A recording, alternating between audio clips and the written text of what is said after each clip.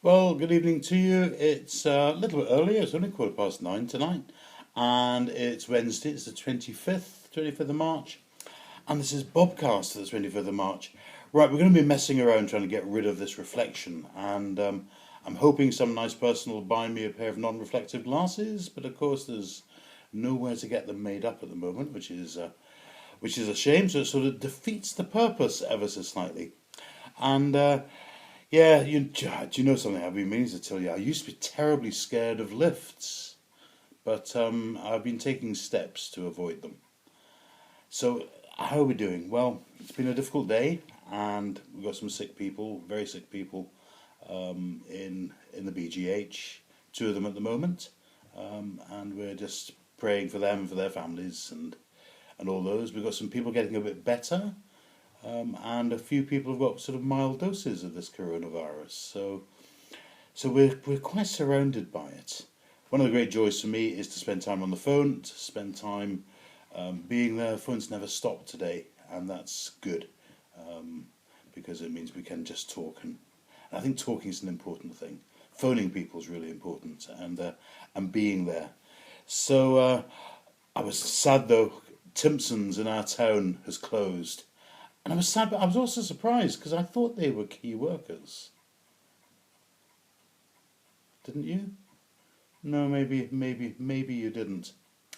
So I've been thinking a little bit about all the things that are going on around about us, music, and I love a bit of music, and Aretha Keys, all sorts of different people who just make some great songs.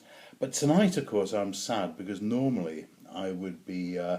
In the studio at this time, and I would be finishing off my live radio show. But sadly, of course, with the restrictions in the hospital, I can't do that. It's just one of those things. But it is sad, and so those of you who haven't been whispering in your ears and playing some of the fabulous music, Disturbed, Where'd You Go to My Lovely, all those different songs. Haven't been able to do that today, so that is very, very sad. Anyhow, I went out in the streets. I'm not allowed out very much, but I went out in the streets. I was giving away spent batteries today, double A's, triple A's, PP3s, U2s, and other great bands, UB40s. So giving away these spent batteries, and naturally they were free of charge. So, how are you keeping yourselves amused during the lockdown? I'm still laughing at the person who said to me yesterday that she now understands why lots of animals eat their young at birth. But it is quite a challenge, isn't it? What do you do? Or how many box sets can you watch in a day? How often can you cut the grass? Well, apparently I don't cut it often enough. I've been thinking of trying to cut the grass all day. Every time I think of going out there to do it, something else happens. But perhaps tomorrow. I cut out tobacco. Now I can cut the grass. I'm sure, and I'll be fine. I'll be fine with that.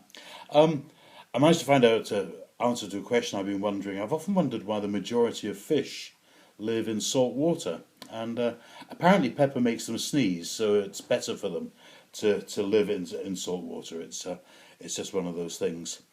So thank you to everyone who sent me in a few jokes and a few thoughts.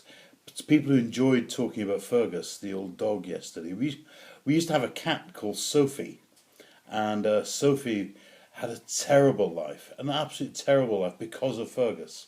And whenever she appeared, Fergus would come rushing over and try and chase her. Until the end of Fergus's life, when he was getting old. Sophie was 17, but I reckon Fergus was about 13. And he lost his sight, bless his cotton socks. She only had one eye. Fortunately, she wasn't a deer, or we would have had no idea. But she only had one eye, and Fergus had lost his sight, so he used to sort of feel his way around the kitchen in the vicarage in Herefordshire. And she would hang on top of the fridge, and as Fergus would come into the kitchen and walk his way around the fridge, she would just lean down and go whack and belt him with her paw. It was so funny to watch, and it obviously gave her a great deal of satisfaction. The fish weren't very impressed. In fact, there were two fish in a tank. And one of them said to the other, "Do you know how to drive this thing?" Well, Obviously, one was the assistant and the other was the chieftain. There we go. So we've been thinking about the dogs and all the other things. Also doing a bit of planning, because we've got Easter coming up, we've got Holy Week, all those different aspects of our lives that we're going to have to do differently.